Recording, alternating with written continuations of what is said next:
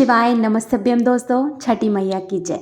भगवान शिव जी आपकी हर मनोकामना पूरी करें और छठी मैया हम सब पर अपनी कृपा बनाए रखें। इसी कामना के साथ आज का वीडियो हम शुरू करते हैं। दोस्तों, साल 2024 में छठ महापर्व की शुरुआत 5 नवंबर दिन मंगलवार नहाय खाए से प्रारंभ हो रही है और वहीं इस पर्व का समापन 8 नवंबर साल 2024 दिन शुक्रवार को होगा। ऐसे में अगर किसी माताओं बहनों का मासिक धर्म यानी पीरियड्स आ जाता है तो वह पीरियड्स के कितने दिन के बाद घाट जाकर पूजा कर सकती हैं। तीसरे दिन बाद, 5वें दिन बाद, 7 दिन बाद या फिर 8 दिन बाद वो घाट में जाकर पूजा कर सकती हैं और सूर्य देवता को अर्घ्य दे सकती हैं। तो संपूर्ण जानकारी आपको इस वीडियो में देने वाली हूँ दोस्तों, तो वीडियो को पूरा ध्यान से अंत तक देखिएगा, सुनिएगा। वीडियो पसंद आ जाए तो वीडियो को छोटा सा एक लाइक कर दीजिएगा और अपने ही चैनल को जोर से सब्सक्राइब कर दीजिएगा दोस्तों। देखिए दोस्तों, मासिक धर्म यानी पीरियड्स एक नेचुरल है, एक प्राकृतिक है। हम महिलाओं को हर महीने इस अवस्था से गुजरना ही पड़ता है, तो इसका बर्डन अपने सर पर मत लीजिएगा। तीज त्यौहार व्रत में हमें वैसे भी बहुत सारे कार्यों का बर्डन जो है वो हमारे सर पर रहता है, तो एक्स्ट्रा से आप बर्डन बिल्कुल भी मत लीजिएगा। मन में थोड़ी सी खटक लग जाती है कि साल भर के इतने बड़े बड़े व्रत रहते हैं, इन व्रतों की पूजा की जो तैयारी रहती है वो हम सब महिलाओं के ऊपर रहती है। तो ऐसे में हमें चिंता तो ज़रूर हो जाती है कि इतनी बड़ी पूजा की संपूर्ण तैयारी कौन करेगा, ठेकुआ वगैरह कैसे बनाएंगे, डाला कैसे सजाएंगे, सूप में फलों को धुल करके कैसे रखेंगे, मतलब बहुत सारी चीज़ें हमारे दिमाग में चलती रहती हैं।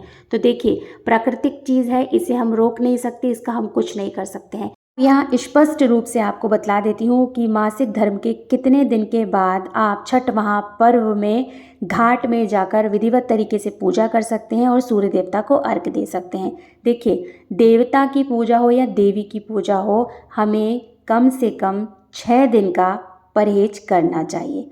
पूजा मतलब पूजा होती है, चाहे वो देव की पूजा हो या वो देवी की पूजा हो। कोई छोटे रूप में पूजा होती है, बड़े रूप में पूजा होती है, लेकिन हमें मासिक धर्म का भी विशेष तौर से ध्यान रखना होता है। छठ की इतनी बड़ी पूजा है तो शुद्धता का भी हमें पूरा ध्यान रखना होगा। देखिए, अगर आपका मासिक धर्म पूरी तरह से समाप्त हो जाता है तो आप घाट में जाकर विधिवत तरीके से पूजा भी कर सकती हैं और सूर्य देवता को अर्घ्य भी दे सकती हैं।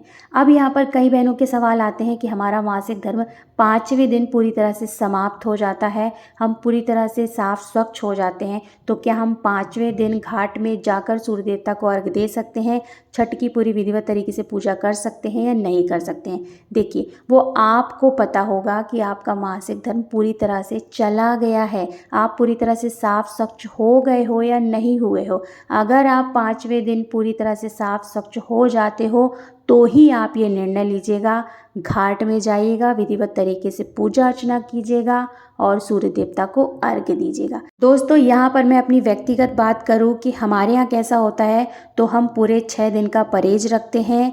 6 दिनों के भीतर हम 2 से 3 बार बाल अच्छे से धुल लिए होते हैं। जब हमें पूरी तरह से ज्ञात हो जाता है कि 6वें दिन हम पूरी तरह से साफ स्वच्छ हो गए हैं, हमारा मासिक धर्म पूरी तरह से चला गया है, तब हम 7वें दिन फिर बाल वगैरह धुल करके पूर्णतः स्वच्छ साफ हो करके फिर पूजा शुरू करते हैं। तो हमारे यहाँ कुल मिलाकर 6 दिन का जो है वो परहेज माना जाता है।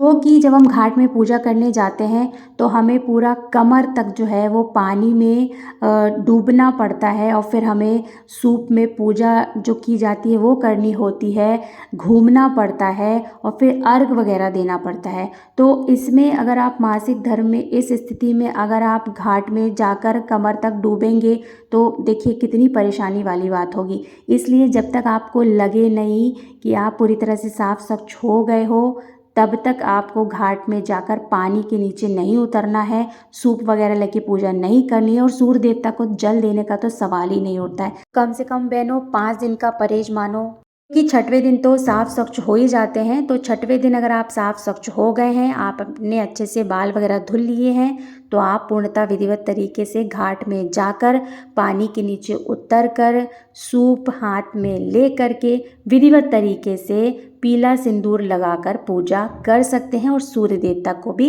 अर्घ्य दे सकते हैं दोस्तों। ठीक है, बस आपको इस बात का विशेष ध्यान रखना होगा कि आप पूरी तरह से साफ स्वच्छ हो गए हो, आपका मासिक धर्म पूरी तरह से समाप्त हो गया है। दोस्तों यहाँ पर मैंने आपको संपूर्ण जानकारी दे दी है। आशा करती हूँ आपको ये वीडियो पसंद आया होगा। वीडियो अगर पसंद आया है दोस्तों तो वीडियो को छोटा सा एक लाइक कर दीजिएगा, क्योंकि आपका एक छोटा सा लाइक हमें प्रेरित करता है और भी अच्छे अच्छे नए नए वीडियो बनाने के लिए। बहुत जल्द मिलते हैं दोस्तों एक नई वीडियो के साथ, एक नई जानकारी के साथ। तब तक लिशि शिवाय नमस्तभ्यम। धन्यवाद दोस्तों।